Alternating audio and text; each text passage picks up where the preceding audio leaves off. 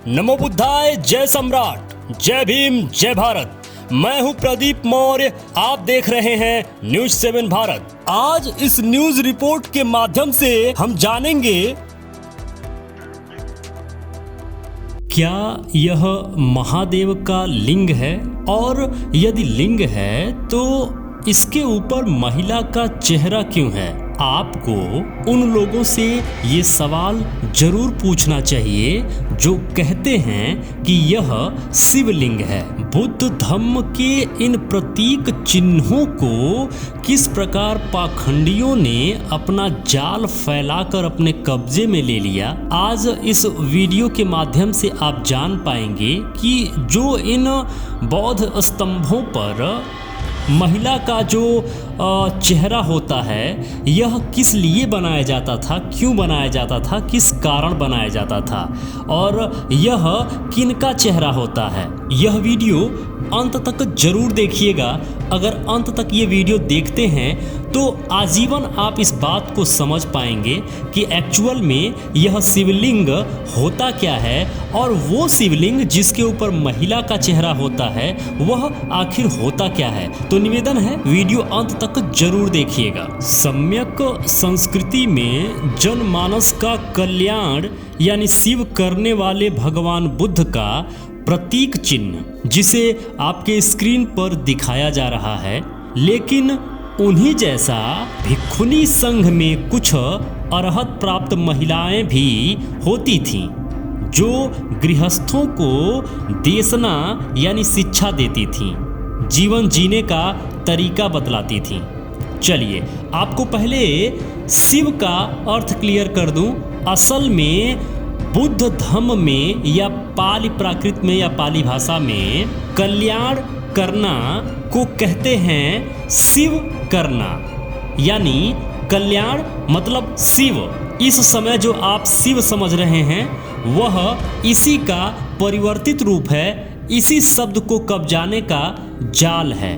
प्राचीन काल में कल्याण करना माने शिव करना, और भिक्षुनी संघ तो आप जानते ही हैं, अरहत प्राप्त महिला भी होती थी, मतलब अरहत प्राप्त महिला भिक्षुनी भी होती थी।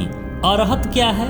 अरहत दरअसल बुद्ध धम्म में एक ज्ञान की श्रेणी है जो गृहस्थों को देशना देती थी। अब यहाँ देशना का मतलब समझिए, देशना मतलब शिक्षा देती थी।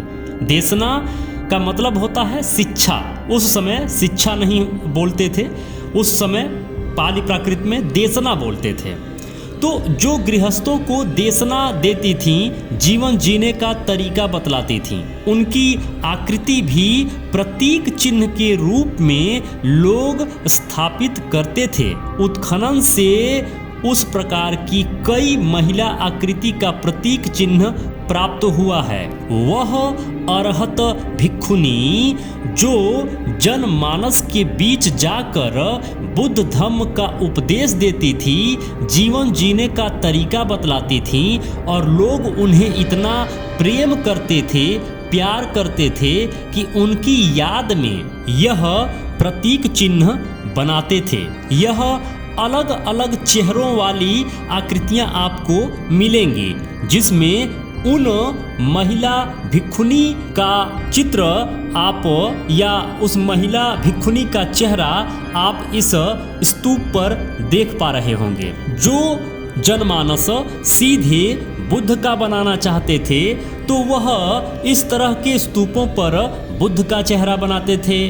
जो भिक्षु, जो अरहत भिक्षु होते थे, पुरुष जो होते थे, उनका भी इस तरह का चेहरा बनता था।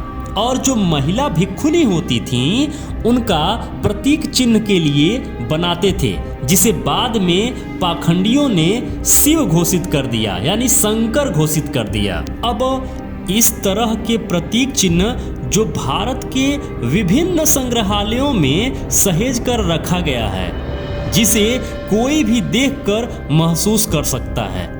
आप भ्रमित ना हो, इसके लिए मैं बहुत ही विस्तृत तरीके से आपको बताने का कोशिश कर रहा हूं। अब दुर्भाग्य कहें 8वीं सदी बाद में पैदा लिया धर्म विद्वेषी शैव पंथ के अद्वैत दार्शनिकों ने लोगों को इतना बेवकूफ़ बना दिया, इतना बेवकूफ़ बना दिया कि लोग आज ऐसे प्रतीक चिन्ह को पेनिस लिंग समझने का भूल करने लगे। पहले तो पाखंडियों ने इसे धुतकारने के लिए या फिर इसे बदनाम करने के लिए एक्चुअल में लिंग ही घोषित किया था, लेकिन बाद में जब इन लोगों ने इसको खुद इस्तेमाल करना शुरू कर दिया तो उसके ऊपर अलग अलग कथा कहानियाँ अलग अलग तोड़ मरोड़ कर आपको समझाना शुरू कर दिया।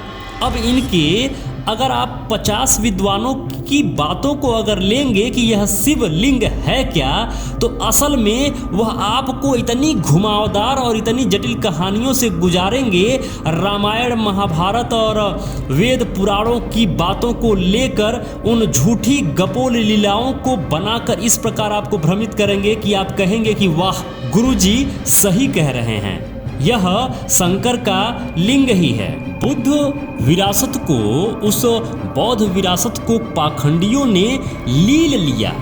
आप ये समझिए कि कब्जा लिया। जैसे आपका घर हो, आपका मकान हो, आप उसको बहुत अच्छे से बनाएं और कोई ऐसा व्यक्ति आए जो आपको उस घर से बाहर निकाल दे और उस घर का नेम प्लेट बदल दे और उसके ऊपर 2-3 किताबें लिख दे, झूठी 3-4 कहानियां लिख दे और लोगों में प्रचारित कर दे और आपको पढ़ने लिखने से वंचित कर दे, तो कई पीढ़ी बाद उसकी झूठी लिखी हुई बातों को ही लोग सच मानने लगेंगे। और एक समय ऐसा आएगा कि आपकी ही आने वाली पीढ़ी आपके ही उस पूर्व के मकान को उन दूसरे धूर्तों का मकान ही समझेगी और उसका चरण वंदन भी करेगी। यह बहुत ही बड़ा खेल हुआ है इस देश के साथ, इस भारत की मूल विरासत के साथ। इसे भारत के मूल निवासियों को समझना होगा। मुझे आज पूरा विश्वास है कि आप तो समझ गए होंगे, लेकिन कम से कम यह वीडियो उन सभी मूल निवासियों को समझने की जरूरत है। तो आप यह वीडियो जितना अधिक से अधिक हो सके शेयर जरूर करें, जिससे वह मूल निवासी, वह अपने भाई जो आज भी पाखंडवादियों के जाल में फंसे हुए हैं, वह समझ सकें कि एक्चुअल में उनकी विरासत के साथ हुआ क्या है। मेरे मित्रों, यदि आप चाहते हैं कि हम और हमारी टीम इसी तरीके से रिसर्च करते रहें, इसी तरीके से आपके लिए कंटेंट बनाती रहें, तो प्लीज निवेदन है, डोनेशन जरूर करें। स्कैनर स्क्रीन पर लगा हुआ है, स्कैन करके डोनेशन जरूर करें। जो भी मित्र अभी तक इस चैनल को सब्सक्राइब नहीं किए हैं, प्लीज निवेदन है अभी के अभी चैनल को सब्सक्राइब कर लीजिए। लाइक करके हमारा उत्साह जरूर बढ़ाया करिए। कमेंट बॉक्स में जरूर लिखा करिए कि ये वीडियो आपको कैसा लगा। जो भी मित्र अभी तक इस चैनल पर बने हुए हैं, ये वीडियो देख रहे हैं, आप सबको बहुत बहुत मंगल कामनाएं। नमो बुद्धाय, जय भारत।